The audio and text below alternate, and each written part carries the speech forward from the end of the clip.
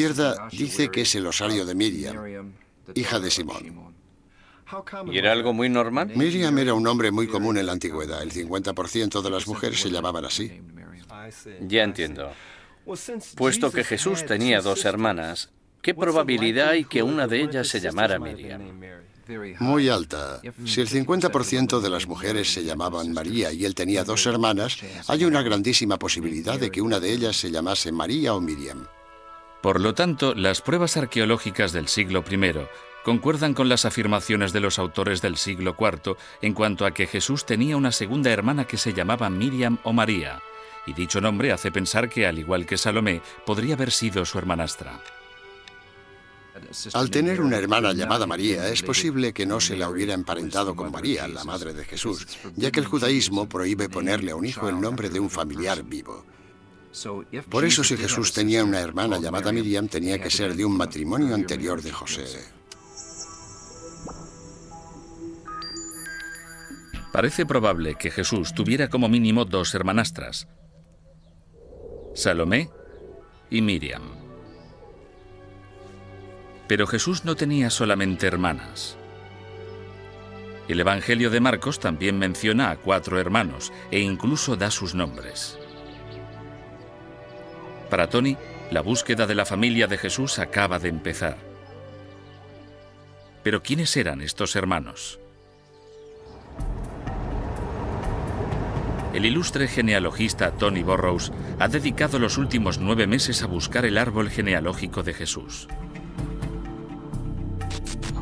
Hay textos antiguos que revelan que Jesús tenía hermanas y que José podía haber estado casado antes de conocer a María. Ahora, Tony encuentra pruebas de que Jesús también tenía hermanos. Yo pensaba que Jesús era hijo único.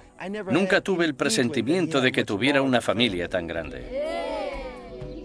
El Evangelio de Marcos asegura que Jesús no tuvo menos de 4 hermanos.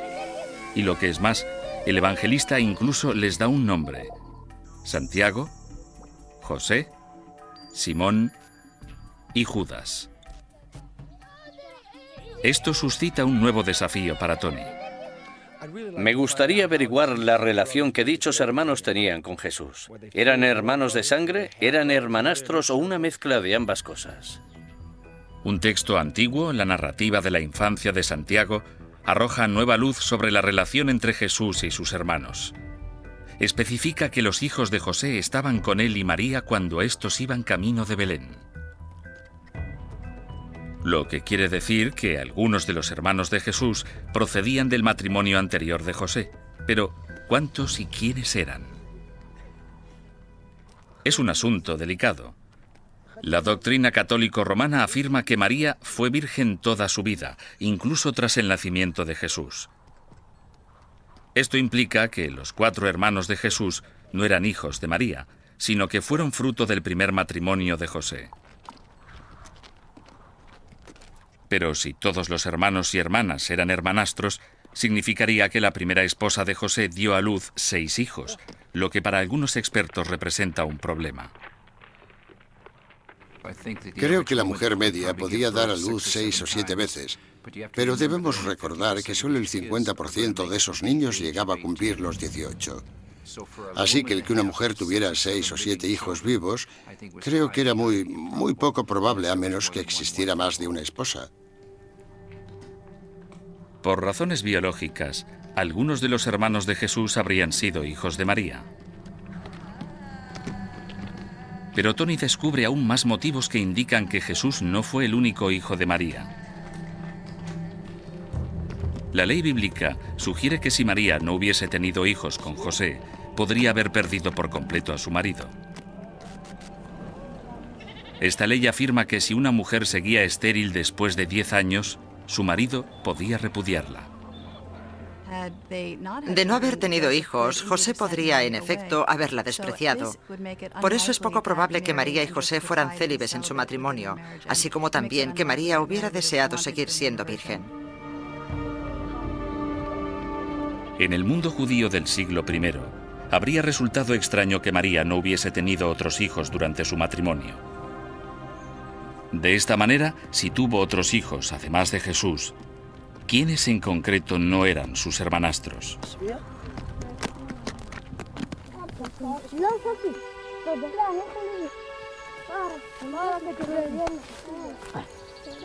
Puede que hallemos una pista en los nombres de los niños mencionados en los evangelios: Santiago, José, Judas y Simón.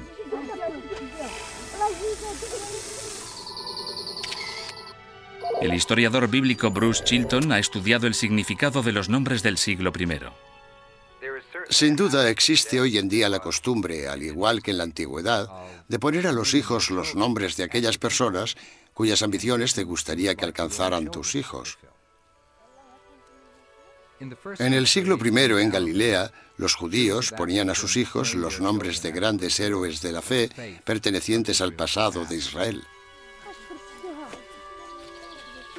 Chilton considera que los nombres de los niños en la familia de Jesús pueden dividirse perfectamente en dos categorías diferentes. El nombre de Santiago es igual al de Jacob, el primer padre de Israel. José es también un nombre de la realeza.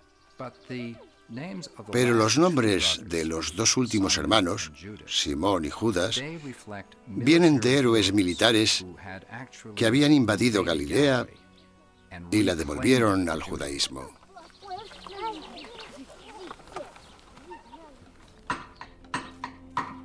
Solamente madres distintas podrían haber puesto nombres tan diferentes. Esto puede parecer sorprendentemente liberal para una sociedad del siglo I. Sin embargo, la Biblia desvela que era tarea de las madres y no de los padres poner nombre a los hijos.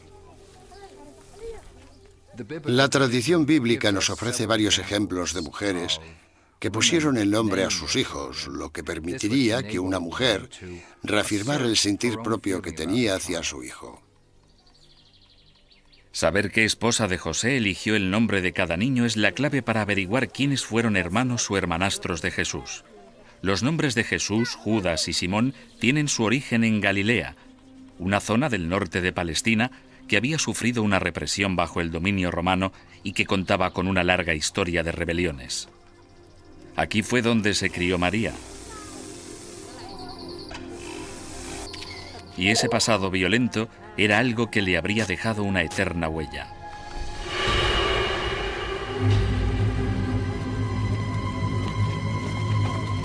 En los albores del siglo I, un grupo de galileos se había rebelado contra los romanos con consecuencias desastrosas. El levantamiento fue abortado y se afirma que 2000 personas murieron en la cruz. María, como muchos niños de esa época, habría odiado a los romanos. Esa opresión alimentó la esperanza de los judíos en la llegada de un rey guerrero que les ayudaría y guiaría, un Mesías. La experiencia de María puede contener la clave para discernir qué niños fueron suyos. Si buscamos el momento en que José unió su primera familia a la segunda, deberíamos emplear lo que indican sus nombres, el cada vez mayor nacionalismo que reflejaba las pasiones de María. Cualquier persona que llamara a su hijo Simón o Judas se estaría involucrando en este movimiento de nacionalismo militante. Y lógicamente se asocian con el nombre más militarista de todos los hermanos, el mismísimo Jesús, que procede de Josué, el mayor conquistador dentro de la tradición bíblica. Todo parece indicar que los hijos de María eran Jesús, Judas y Simón, y que a Santiago y a José se les llamó así en honor a unos reyes de Israel, donde José se casó por primera vez.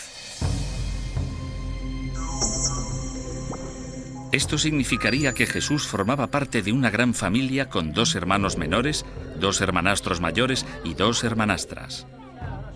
Se cree que Santiago era el mayor de todos los hermanos. En el Nuevo Testamento, cuando se citan los nombres de los hermanos, Santiago aparece encabezando la lista como si fuera el primero, el principal, y por consiguiente, el mayor de los hermanos.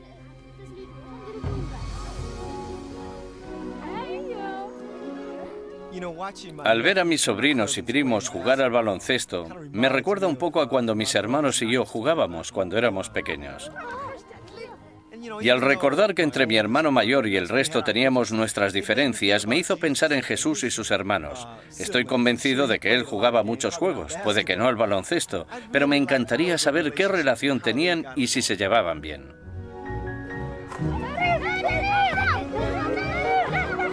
Para llegar a comprender bien la dinámica familiar entre los hermanos y hermanas de Jesús, Tony visita a un ilustre psicólogo, el profesor Alex Garner, especializado en relaciones familiares.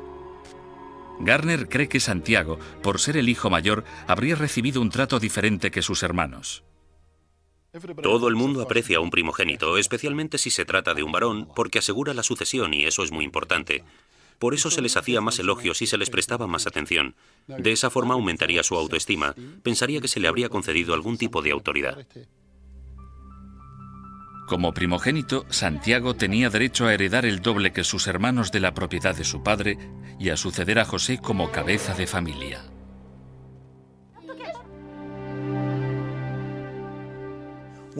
¿Cuál habría sido la relación entre Jesús y Santiago cuando Jesús entró en escena? Jesús era también primogénito del segundo matrimonio.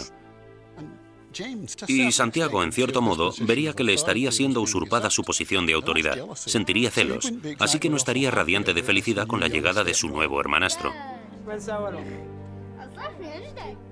Pero la rivalidad entre hermanos no era el único motivo de tensión en la familia de Jesús. A medida que Tony continúa la búsqueda, descubre un escándalo del siglo I que tuvo implicaciones en el transcurso de la vida de Jesús. El genealogista Tony Burrows, que sigue indagando en el árbol genealógico de Jesús, ha descubierto que Jesús tenía 2 hermanastras, 2 hermanastros y 2 hermanos. E incluso ha podido descifrar sus nombres. Pero el resto de la familia todavía permanece oculta.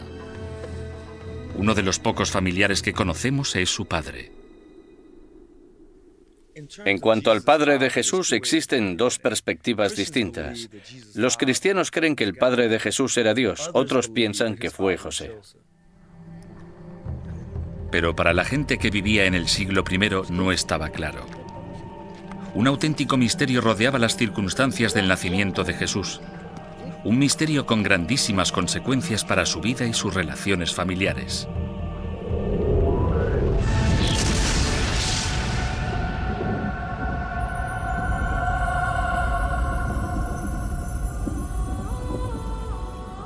En los Evangelios se narra que a María la visitó un ángel que le comunicó que el Espíritu Santo descendería sobre ella y que concebiría un hijo. Creo que hoy en día muchos cristianos han llegado a ver el alumbramiento virginal como explicación de quién es Jesús. En lugar de un Padre terrenal tenemos a un Padre celestial. Es el momento en el que se esclarece que Jesús es el Hijo de Dios. Esta fue la idea que trascendió en la iglesia de los primeros cristianos muchas décadas después de la muerte de Jesús. Pero durante su vida circularon rumores que indicaban que las circunstancias de su concepción podrían ser bastante diferentes de la versión tradicional. En el Evangelio de Juan la multitud le dice: no somos bastardos, no somos frutos de la fornicación. Como queriendo decir que Jesús sí lo era. Podría indicar que pensaban que María había tenido una relación con otra persona que no era José. Y de hecho, algo en lo que todas las fuentes coinciden es en que sin duda Jesús fue concebido fuera del matrimonio. Parece clarísimo que mucha gente sabía de un escándalo relacionado con el nacimiento de Jesús. Con casi toda probabilidad, los rumores se suscitaron porque María se quedó embarazada durante su compromiso matrimonial con José antes de que se casaran. Ahí es donde vino el cataclismo. Fue cuando María descubrió que estaba embarazada. Por ello comenzaron a circular distintas teorías, distintos rumores sobre el nacimiento de Jesús. Y los rumores, ciertos o no, podrían haber hecho la vida de Jesús sumamente difícil al tener que soportar los chismorreos de la gente. Incluso los niños de su misma edad se habrían burlado de él. Esos rumores habrían llegado a oídos de los niños y se reflejan en las posteriores enseñanzas de Jesús. Cuando Jesús se refiere a los niños, lo hace de forma que comprendamos que tienden a burlarse los unos de los otros, a pelearse, que tienen la capacidad de intimidarse. Él habría sido el destinatario de algunas de sus burlas.